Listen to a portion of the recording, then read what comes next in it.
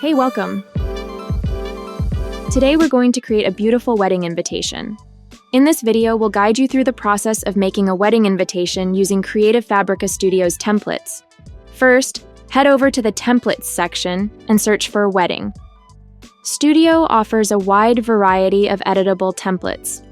Once you find a design that you like, it's time to make it your own.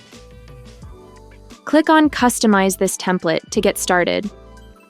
As you can see on the right, all the elements are organized in separate layers.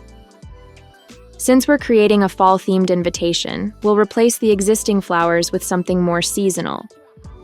Go to the Graphics section, search for an image that suits your fall theme, and upload it to the canvas. Position it where you want, duplicate it if necessary, and remove the original flowers. Next, let's move on to the text. Studio offers a wide range of fonts, but for this design, I'm sticking with the font already in use.